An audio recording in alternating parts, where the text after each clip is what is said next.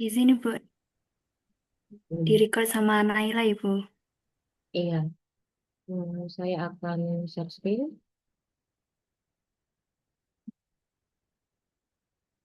Sharing is not turned on. Send request. Saya bisa send request, Mbak. Nggak penting saya send request. Mhm.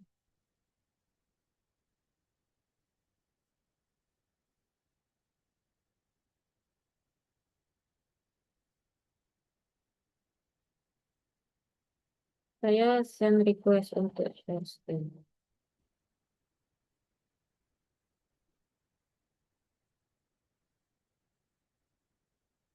Ya, saya share screen. Nah, ya.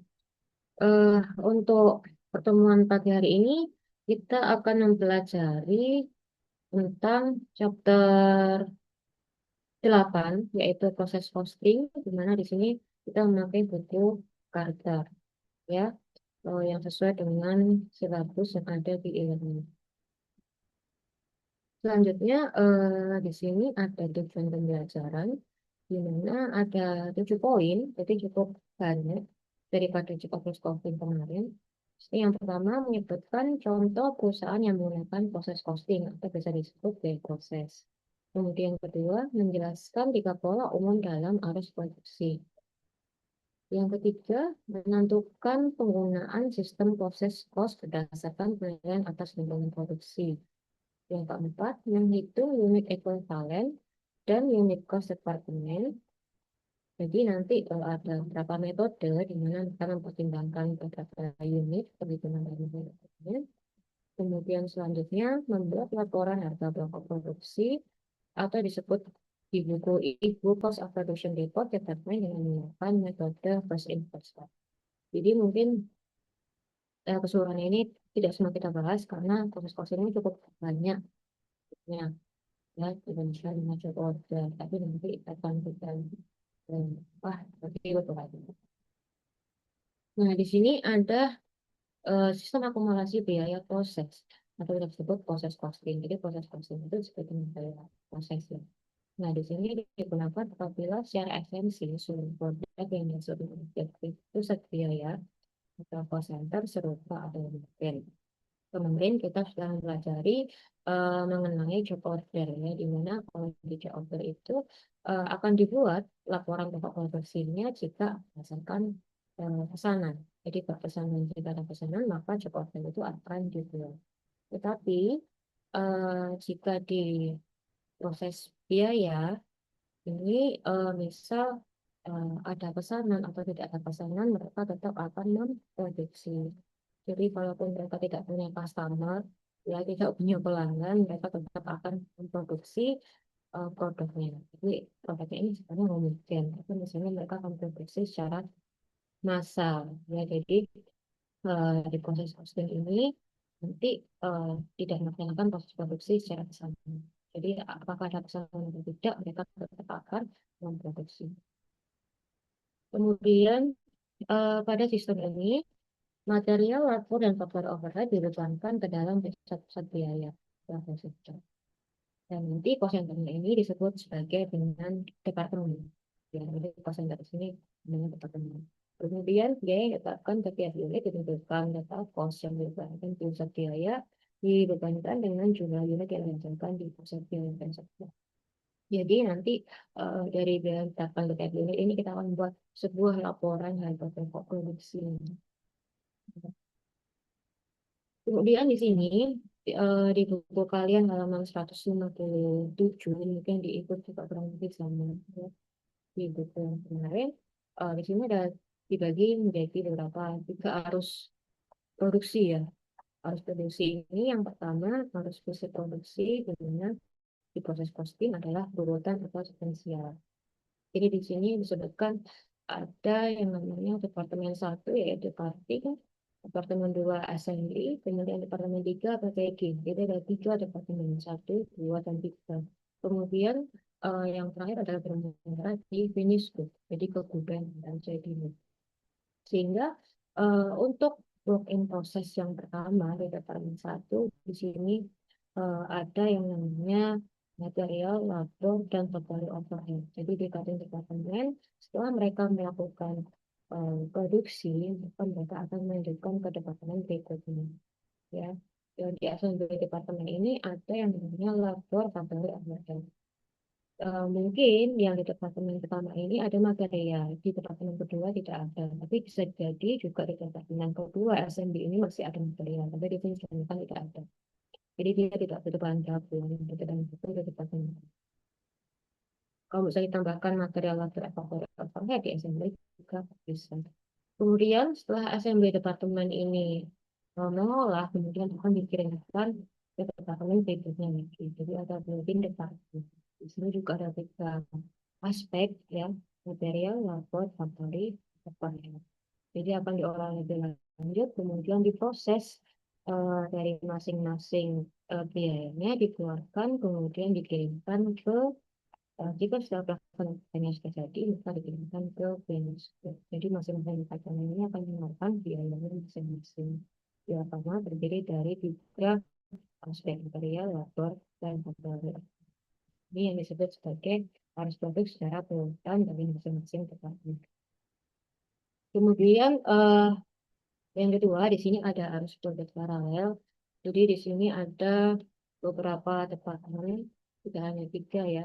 Ada pumping department, ada mapping department, planning and assembly department, casting department, assembly department, painting department. Kemudian mereka ada di ke bidang dan atau finish. Ya, jadi ini sifatnya arus produk paralel, di mana beberapa departemen yang banyak ini ada berapa? Ada enam. Ini akan mengerjakan dalam waktu yang pertama. Sehingga dicontohkan enam departemen ini prosesnya kurang lebih sama dari masing-masing cutting departemen ya. Ada material, labor, factory overhead, dan working process kemudian akan dilanjutkan ke planning and selling department.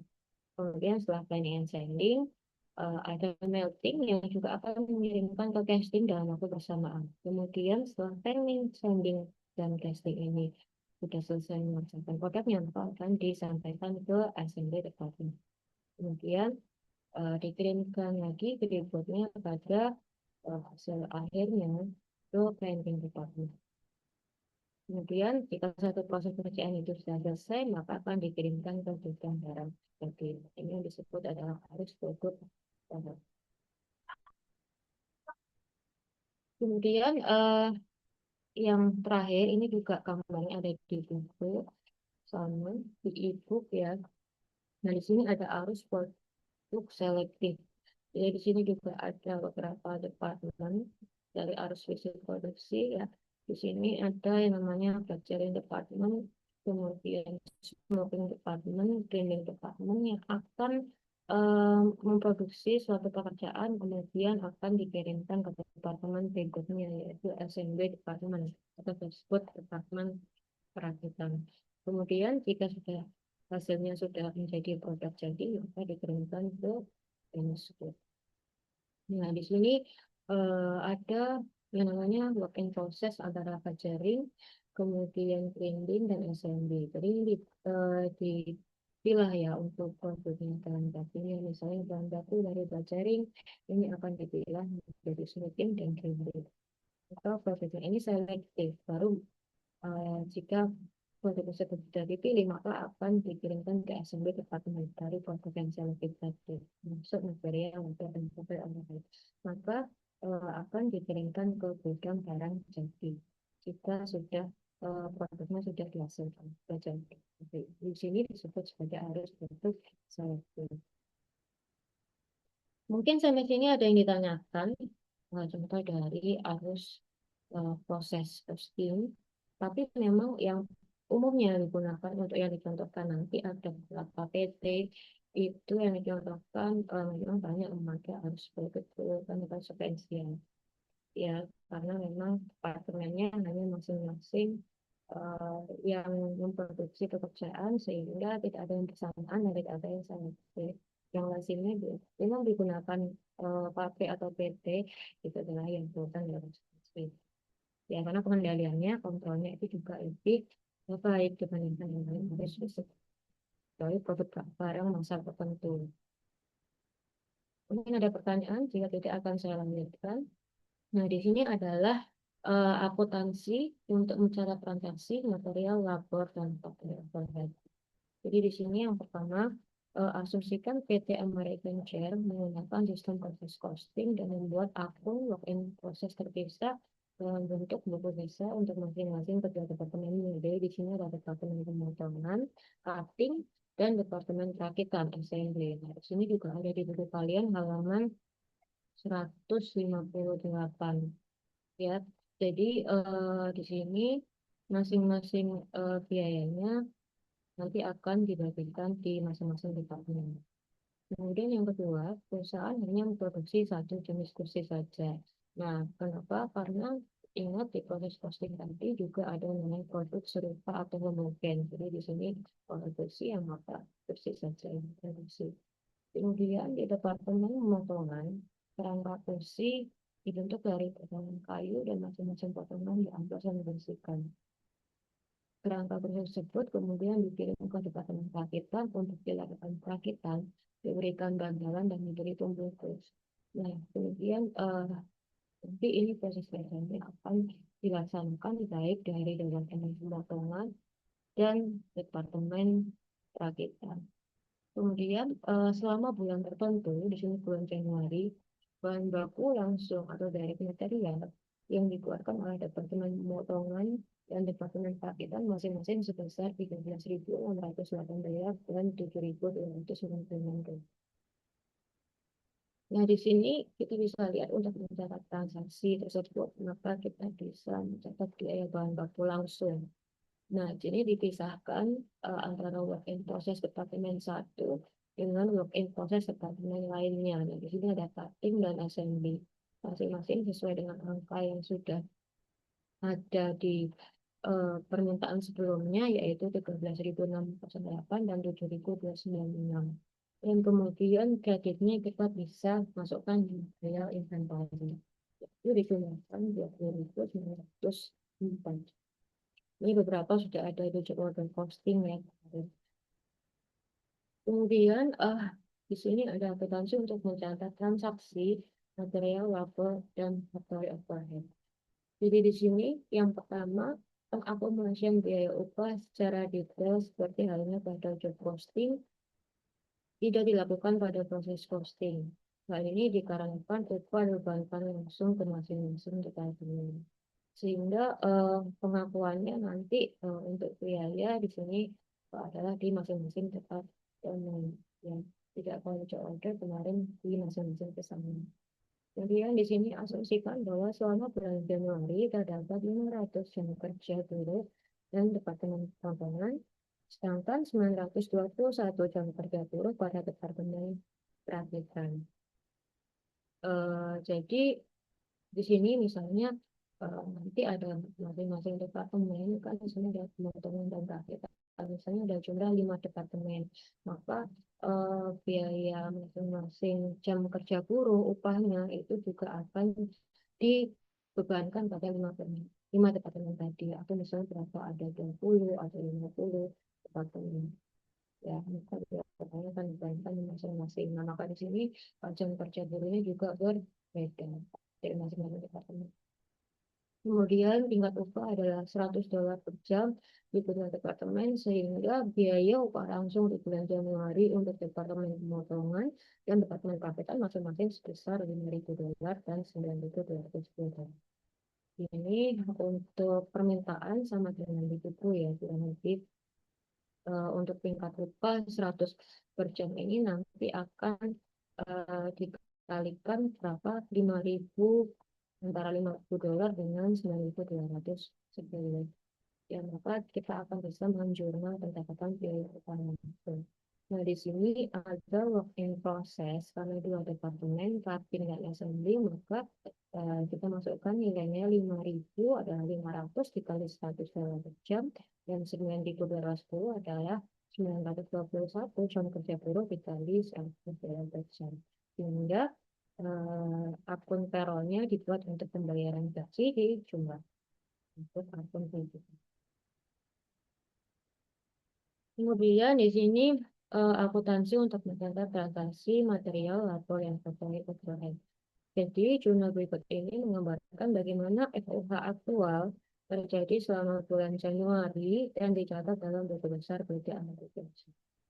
Nah, di sini faktor overhead adalah yang kemarin di job order sama ya kalau di akumulasi biaya itu biaya selain biaya bahan baku langsung dan selain biaya upah kerja langsung. Jadi selain PPL dan PPTL yang kemarin saya sampaikan. Sehingga untuk biaya produksi yang meliputi kegiatan produksi selain apa yang disebut PPL dari material ya dan dari material atau eh, PPL PPTL ya. Nah, itu disebut direct labor. Jadi selain direct material atau selain direct labor. Ya, portfolio overhead. Sehingga di sini untuk mengakui dari masing-masing biaya FOH aktual, dia menggunakan FOH kontrol. FOH kontrol ini kemarin saya sampaikan bahwa di sini adalah akun yang menampung biaya-biaya yang real saja. Jadi yang benar-benar terjadi di factory overhead. Jadi hanya akun real saja. Kalau akun real dia menggunakan factory overhead kontrol. Akun realnya apa saja? Di sini ada akun payable, excess utilities, kemudian accumulated depreciation, mesinnya, insurance adalah yang sudah incur kemarin ya, yang sudah terjadi atas mesin atau pabriknya, mungkin karena mengalami penyusutan. Kemudian ada materials untuk yang indirect materials, ya akun yang real di FA control, kemudian akun yang real adalah payroll untuk yang indirect labor. Jadi yang eh, apa bahan baku langsung dan biaya upah tenaga kerja tidak langsung. Nah, kemudian di sini akuntansi untuk mencatat transaksi eh, material, labor, dan factory overhead. Nah, kalau di sini ada di halaman 159 ini pencatatan jurnal untuk FOH yang dibebankan ke Departemen Produksi menggunakan tarif yang telah ditentukan sebelumnya.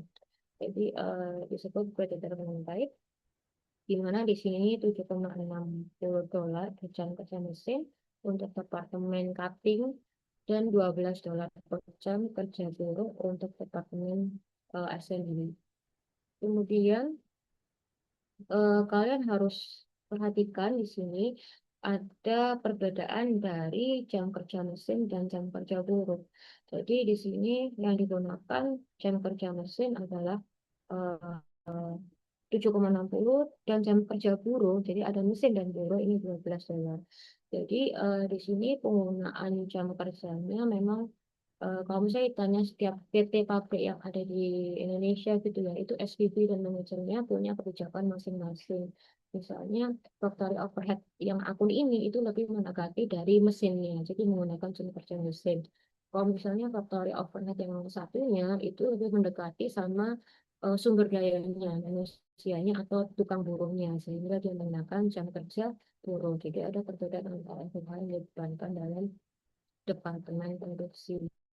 Ya, sehingga selama bulan Januari terdapat 1.040 jam kerja mesin dari Kadin Departemen dan 921 jam kerja buruh di Departemen Assembly. Nah, bagaimana untuk mencatat FOH?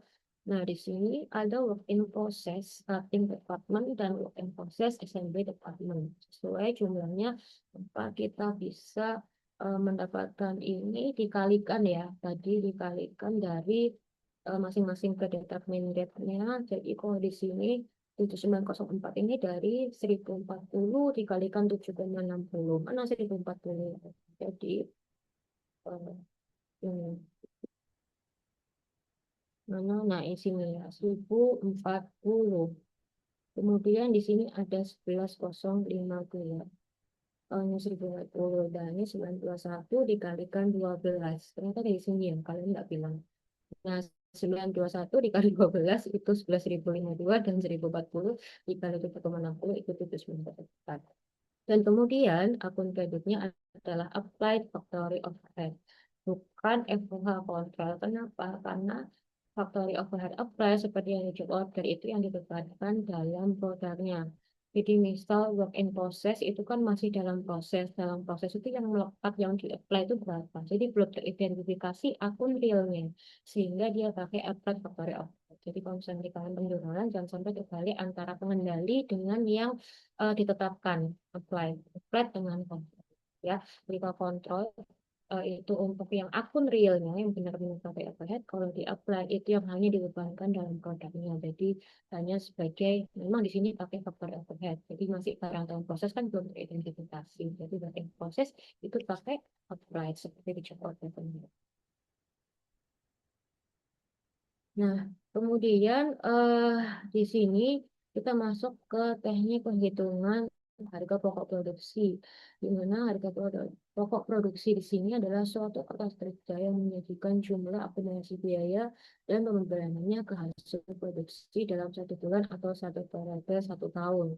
Ya, jadi pada umumnya mereka memang membebankan hasil produksinya itu bulanan ya. Jadi memang ada yang kuartal atau triwulan atau semester. Tapi kalau dalam kurun waktu akuntansi itu biasanya dalam 1 periode itu fiskal ya. Fiskal itu dalam 1 tahun produksi. Gitu, ya. Periode fiskal. Jadi pajak dengan akuntansi itu.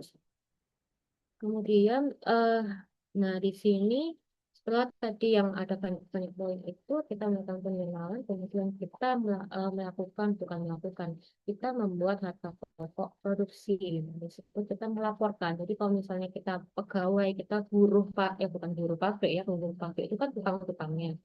Kita SPV-nya, berarti kita harus mereportkan, melaporkan ke atasan kita itu, kita membuat laporan. Laporan apa? Nah, yang namanya Cost of Production Report. Jadi kalau kalian bekerja sebagai SPV, kalian akan membuat laporan. Nah, laporan dari masing-masing departemen itu beda-beda. Jadi di sini penyajian informasinya ada yang pertama, total cost dan unit cost atas pekerjaan yang diterima dari satu departemen lain atau lebih. Kemudian yang kedua, total cost dan unit cost atas material labor dan faktor over yang ditambahkan ke dalam departemen. Nah, nanti ini akan disimak oleh kalian kampanye input dan output yang masuk-masuk ke dalam masing departemen. Kemudian yang ketiga ini pasti akan mencantumkan biaya WIP awal atau WIP akhir. Dan yang terakhir biaya yang kita taksir ke departemen berikutnya atau kebutuhan barang jadi. Jadi ini umumnya informasi kalau kalian jadi SPV atau manajer dari suatu departemen, kalian akan melaporkan, mem-PJK-kan suatu laporan cost of production. Ya, ini laporan PJK. Misalnya saya riset, saya dapat tiba dikti, saya punya rencana anggaran biaya di proposal saya. Setelah saya menggunakan untuk riset, saya monef, saya melaporkan laporan kegiatan saya, maka saya harus PJK-kan semua dana hibah saya. Nah, seperti itu SPV. Kalau misalnya mereka sudah mengeluarkan dana biaya ya, bukan dana ya, biaya untuk suatu proses produksi, entah job order dan proses costing, maka mereka pasti akan melakukan cost of production. Ya. Kemudian di sini laporan harga pokok produksi terdiri dari yang pertama adalah schedule kuantitas. Jadi di sini disebut quantity schedule. Kemudian yang kedua ada unit equivalent. Ini unit yang disetarakan dengan unit selesai. Kemudian yang ketiga penghitungan cost per unit. Kemudian yang empat pertanggungjawaban biaya atau PJK biaya baik untuk nilai barang jadi maupun nilai barang dalam proses. Jadi di sini laporan harga pokok produksi dibuat per bulan atau per tahun. Ya, seperti yang tadi sudah disampaikan, umumnya adalah per satu produk fiskal. Ya. Kemudian di sini cost of production report. Jadi asumsikan bahwa contohnya ya PT American Share membuat sistem proses costing biaya proses dalam proses produksinya dengan menggunakan metode asumsi arus biaya rata-rata. Jadi menggunakan metode average. Nah, jadi di sini data produksi tersedia pada bulan Januari. Nah, di sini yang dibuat adalah per bulan. Jadi di sini tetap ada dua departemen. Ya, di sini yang tersaji apa? Departemen pemotongan dan perakitan. Nah, kalian lihat di sini ada unit awal WIP. Di pemotongan itu ada 100 unit dan di perakitan ada 180 unit. Jadi unit yang dimulai dikerjakan pada departemen pemotongan yang mulai itu ada 600 karena dari data WIP awalnya yang sudah ada di screen. Kemudian WIP awal ini apa? WIP awal ini kenapa kok sebelum dimulai ada WIP awal? Karena ini adalah sisa produk ya, sama seperti dengan job order kemarin, sisa produk yang belum selesai di periode yang eh, lalu. Jadi yang kemudian juga akan pasti dikerjakan di periode saat ini ya. Sedangkan 600 ini yang baru akan dimulai dikerjakan di bulan ini. Sehingga akan dibedakan antara unit PIP awal dengan unit yang akan dimulai. Kemudian dari unit-unit ini dipindahkan ke departemen perakitan. Ya, ini sebesar 500 unit. Ya, 500 unit. Nah, karena di departemen perakitan itu 500 unit, maka yang diterima departemen pemotongan pasti sama juga 500 unit. Sehingga unit yang dipindahkan ke gudang barang jadi saat mereka mengerjakan di sini ada 500 unit. Jadi yang artinya misalnya ya, jika unit ini dipindahkan ke gudang barang jadi, kita masuknya ke WIP barang jadi.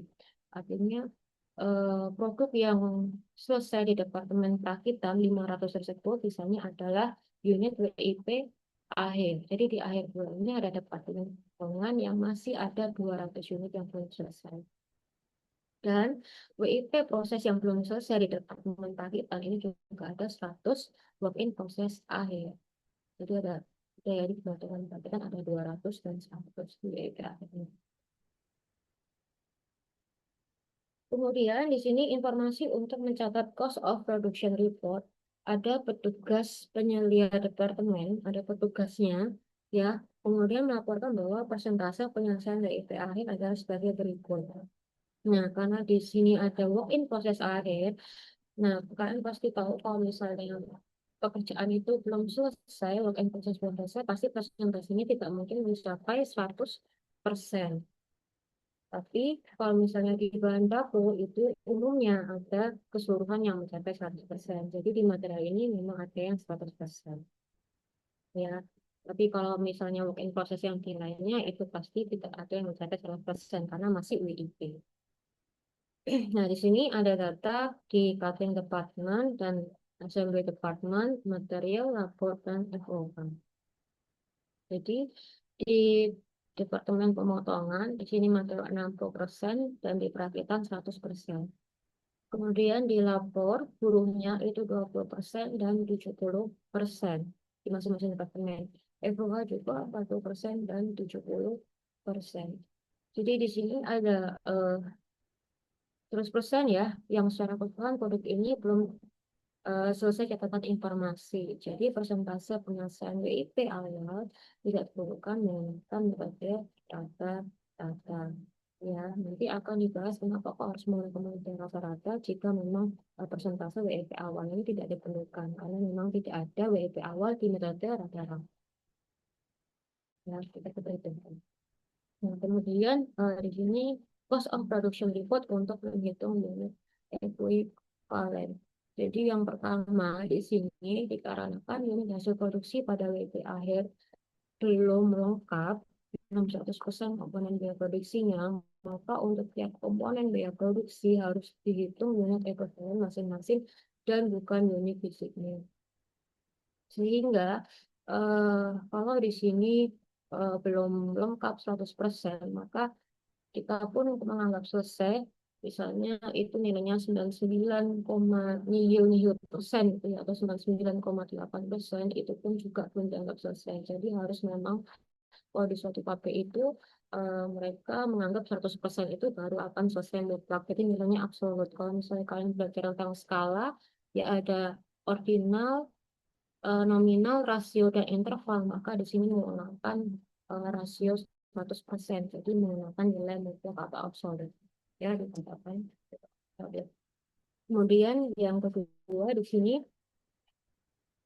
unit ekuivalen adalah jumlah sumber daya, material, labor, faktor aparat yang telah digunakan untuk menyelesaikan satu unit produk utuh. Ya, jadi satu unit barang jadi ini setara dengan unit yang masih belum jadi atau setengah jadi yang masih dalam proses.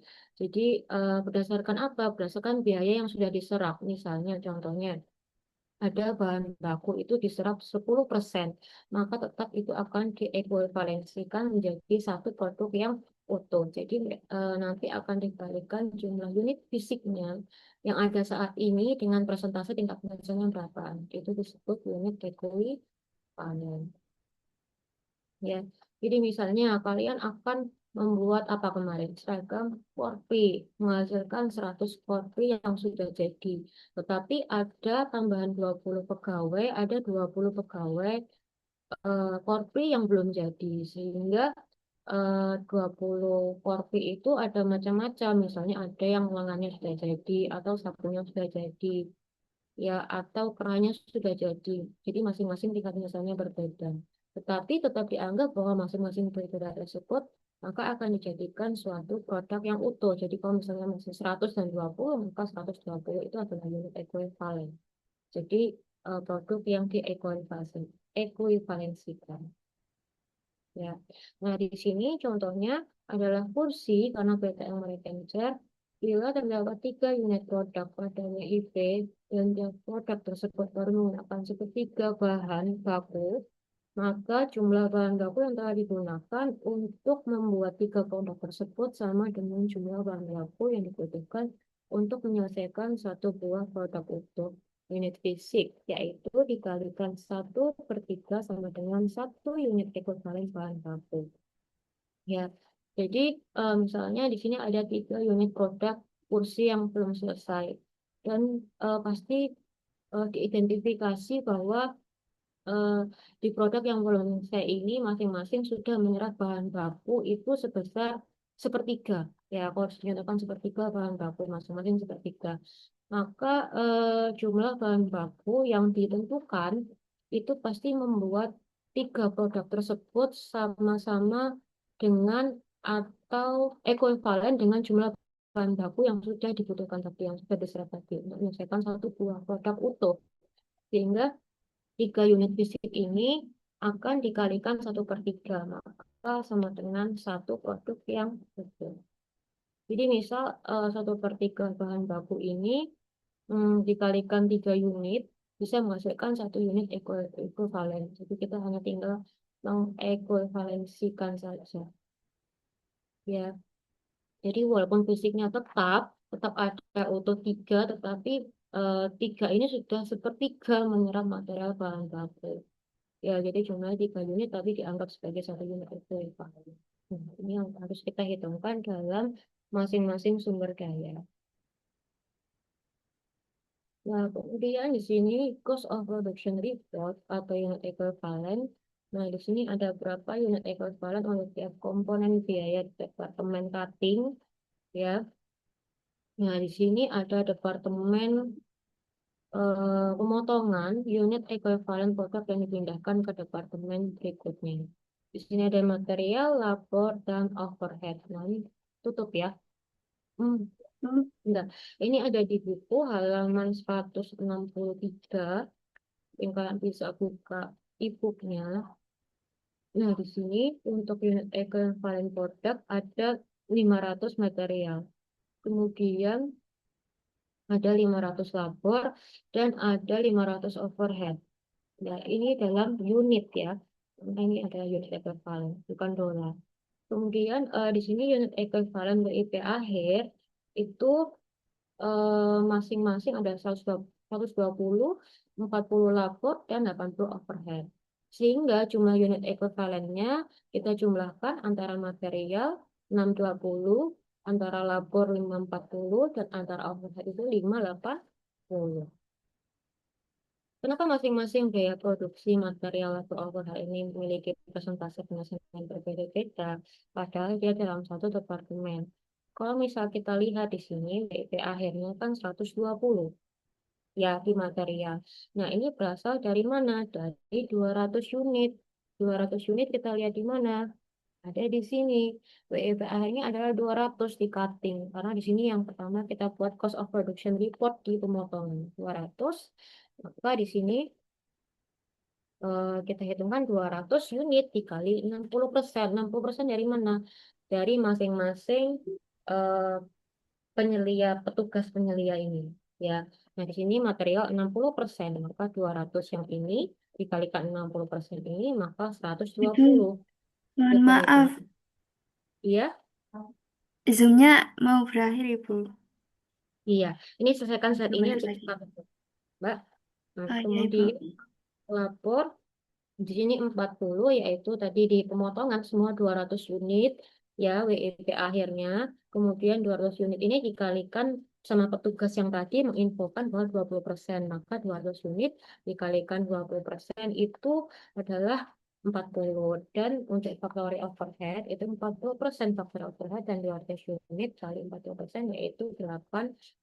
Jadi bisa dilihat WIP akhir ini angkanya pasti beda-beda untuk unit yang akan dipindahkan ke departemen berikutnya. Karena ini pemotongan akan dipindahkan ke departemen berikutnya. Jadi untuk unit ekuivalen, untuk material, labor, dan overhead juga pasti beda.